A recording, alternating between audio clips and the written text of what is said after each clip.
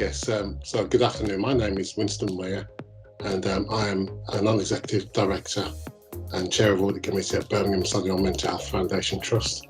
I'm also chair of audit at Mercy in Schools Multi Academy, and I'm also chair of the finance committee at Hywel University Health Board, and I run my own private business.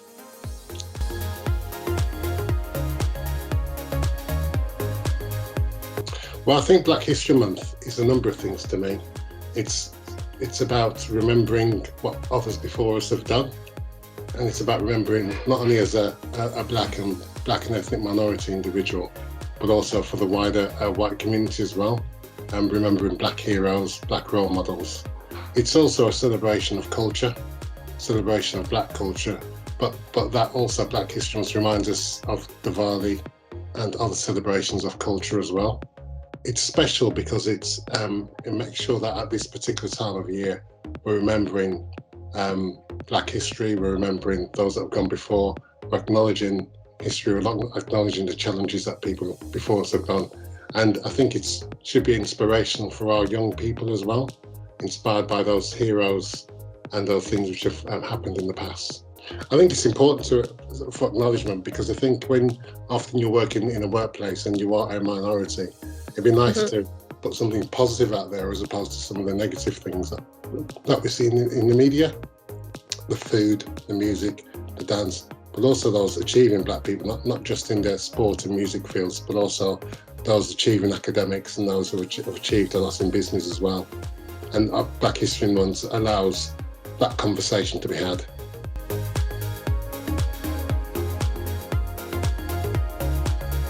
I'm glad you asked this question, and in thinking about it, there were quite a lot, to be honest. I can just take through from when I was training to early career to mid-career to late career, and even now. So when I was training as a young black CIPFA trainee, I can recall being singled out at college for one of the lecturers who was lecturing in public policy, saying, "Oh, so where do you think you belong?" And the context was a lecture theatre of about 80 students, and I was the only black student there, and I kind of felt a bit embarrassed, a bit perplexed. So I said, "Well, I belong to my family," and that's all I could say, sort of as an answer. And afterwards, some people came up to me afterwards, some other students, and said they were a bit embarrassed by the fact that the lecturer singled me out. So that was a bit of a challenge. Also, during my early career, when I was with one of the big four firms, and I was undertaking an external audit at one of their clients, and you just bear in mind we always had our badges and everything, and I went into a property department, and one of the things you do is vouch the fixed assets and vouch that they're recording everything. And I was in this department, and this very senior manager came up to me and said, "Oh, why are you here? What are you doing?" I explained to him I was from Price Waterhouse and I was undertaking work to do with the external audit, and he wouldn't just accept that. So I ended up bringing back into the Birmingham office at the time, and then the manager at the time rang into the treasurer's office who trained this person, and he then said, "Yeah, I'll give you access," but he didn't apologise or anything. So I felt a bit embarrassed, to be honest, initially at being sort of singled out by this senior manager. I also recall as a young up-and-coming accountant saying my aspirations was to be a finance director, and one of the managers, which was in an NHS context, saying to me, "Oh, well, that'll take you a great long time. It'll take you at least 15 years." But there was an FD within 4 years, and I look back at that and thought that was really discouraging. There's another one really later on in my career, really funny enough, when I was interviewed for a Deputy Director of Finance role, and they asked me, "Oh, are you qualified as an accountant?" And I said, "Well, actually, on my application form, I'd indicated that my CIPFA number was 12770. Have you not seen it?" And I just thought, why would he ask me that question? The assumption of not just that you weren't qualified. And then in the late career, when I was an FD and experienced director, things can go wrong in any organisation working really hard. And I can recall just being dismissed or assumed that I was wrong before I'd even said anything to defend myself. I can also recall being in a large clinical meeting, a colleague of mine saying, "Oh, and the nigger in the woodpile is this," right? And I just was so surprised, and I said, "Well, hang on, did you really mean to say that?" and it ended up being a bit confrontational between me and that individual.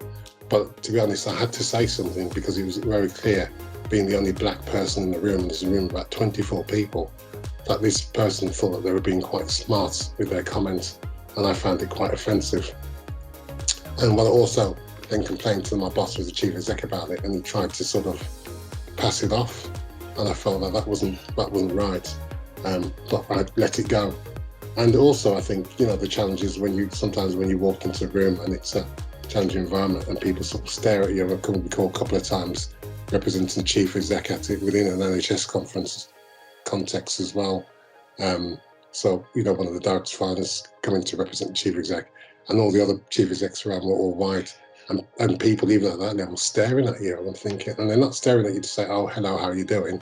To be honest, a couple did, and you're thinking, what right do you have to do that? What right do you have when you're supposed to be a senior person working in a multi-ethnic, multi-people organisation? But to be honest, with all those challenges, I think it's made me more compassionate and having a greater intolerance for racism, and Black History Month important so that people feel they have safe spaces to talk, and Black Information can provide that. And I'm really great supporter of Black and ethnic minority networks so that people can talk about these issues and air their views and hopefully have better ways of dealing with it.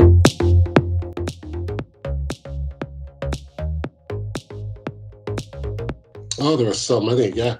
I think the first person I'd probably think about as someone for inspiration, probably my mum and my dad, because they were inspirational. But externally speaking, I'd say it was great to see that Barack Obama was president of the United States. I saw him as a very articulate, very well read, very excellent president of the United States of America. I think highlighted more so by the recent incumbents to that role. I'd say Mary Seacole, who was a prominent black nurse in the NHS, and some of the work that she did is of commendable. Her compassion and her dedication to the craft. Martin Luther King springs to mind. Muhammad Ali, not so much for his boxing ability, but the fact that he was prepared to speak out about race and social issues, that he was prepared to not conscript to the US Army on the basis of his own personal principles, and be prepared to stand up for what he stood for. Doreen Lawrence, I should say, Dame Doreen Lawrence, and unfortunate death of her son, but the work that she has done in championing that and been very vocal about the health inequalities here and taking on the Metropolitan Police is another person that springs to mind. And Baroness Amos, who has consistently done a lot of fantastic work in supporting young people and representing Black British in a way that I think is just fantastic. So there are lots of people out there, and I think there are inspirations to the young coming through, which is what we need to happen.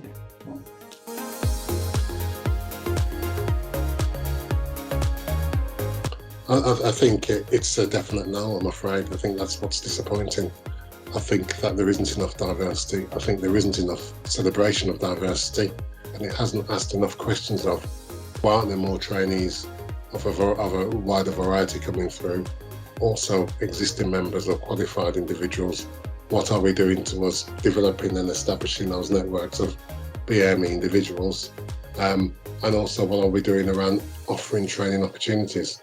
I think you mentioned earlier about career challenges. I can recall I was quite a senior manager in an organisation wanting to undertake an MBA, and the assumption was, oh no, you can't. And I thought, where else could I go to get some support?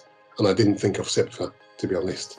And those are the things that CIPFA could do, where people are having challenges, particularly workplace, to say, well, actually, we can meet some of your personal and professional development needs.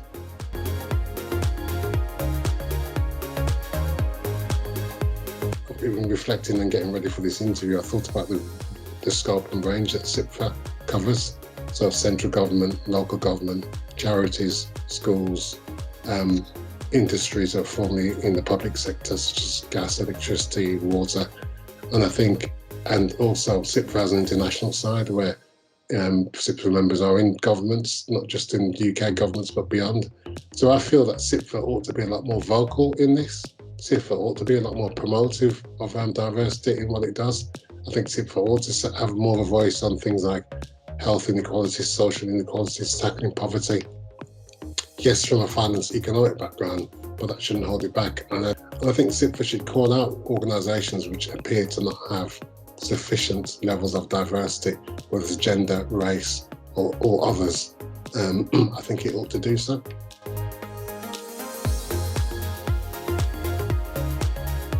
I think the first thing is acknowledging that it's Black History Month. The second thing is, in acknowledging Black History Month, putting on events such as, I don't know, it could be food, it could be music, it could be a sporting event, it could be a celebration of the Commonwealth Games is a great example of how it embraced diversity in its fullest sense. We're doing things like that. I think businesses should recognise that in doing so and meeting those employees halfway, they can get so much more. Because, if you acknowledge me and you value me and my culture, then I value you so much more, because I can see it's not just your work, my work that you're valuing. So I think there's a lot that businesses could do. Businesses could also, if they wish to, take advantage of the Black History Month and in the services that they offer, have that tinge to it, And I think they might find that actually they widen their client base. I think often businesses think, let's just look at the mainstream, but not recognise that mainstream English, British individuals can be married or have relatives who are Asian, Black, Chinese, and therefore by doing so engage in those a bit more. I think businesses should also, and organisations, make sure that there's a safe space for minority, ethnic, Black to speak to, encourage those networks, not feel challenged by them, actually make use of them as ways of improving the employee experience as well. So I think there's a lot that they can do. They can also put their money where their mouths are. So if you've got an equality, diversity, inclusion policy, actually put some money behind it about what might help and impress those employees, and actually make the time to make it a priority. I can give a good example. I mean, the Welsh Health Board that I'm a non-exec for, or which they call independent members, they have a cultural calendar throughout the year, which in every month of the year they're celebrating and remembering something. And I think that's just such a fantastic idea, because by doing so you're embracing and engaging most of your employees, and it's gone down really, really well. And that includes Black History Month, Diwali, and other celebrations during the year, which we would recognise, even St George's Day, and they're in Wales. So, I think there's a lot to be done.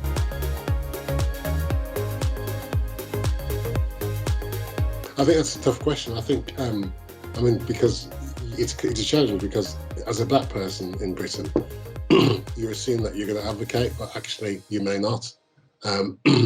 So I think it's about, valuing the importance of events like Black History Month, showing up to those events, being prepared to, talk about your culture or your food or whatever in a positive way. Don't hide behind the desk. Don't try to be, I'm someone else, when it's blatantly obvious that you are who you are. Being prepared to, contribute some money to charity if you wish to, on the charities that you wish to support in relation to this particular area.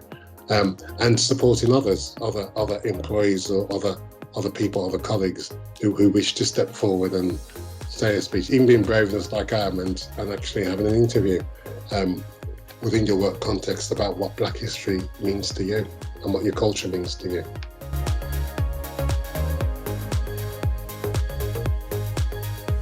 Well, I'd say to 10-year-old Winston, I'd say, you keep going, things will get better. You're no longer going to be as poor and struggling compared to others. Aim to be the best and you'll succeed. Work hard and, don't compromise on your goals. Keep your goals in mind and have no boundaries and just be brave. I mean, in my early career, I would not have imagined that I'll be doing some of the roles I'll be doing now or have done. I think I've got something like 15 years finance director experience. Working on boards for about 20 years and stuff. Now that I'm doing it, I think, well, actually, it's important that people see that there are people like me out there. I don't see myself as exceptional by any means, but I was just determined to pursue what I wanted to pursue. and I want to hopefully encourage others to do the same. But equally, you know, when others are striving and stuff, encourage and support if it's possible, you know. And Black history, it's an important thing for the young people, where, you know, you get people saying, oh, well, what's your history about and stuff, and they'll be able to say who are the, you know, the key people in Black history who made a difference. So, for example, I think Barack Obama is a key point in Black history as well. Even Kwasi Kwarteng is a key moment in Black history, because the first Black chancellor the country's had. You know, they couldn't tolerate him for more than 30 odd days, but, you know, these are still significant things. Or, you know, people like Bernie Grant, MP who's passed away, he was quite significant in what he did. Paul Boateng as well, who's now Lord Boateng. You know, all these individuals, I've mentioned men, but I do want to give a special credit to the Black female pioneers, because they've not only just got the challenge of being Black, but also being female as well, and some of those you know, unconscious biases that's experienced along with that.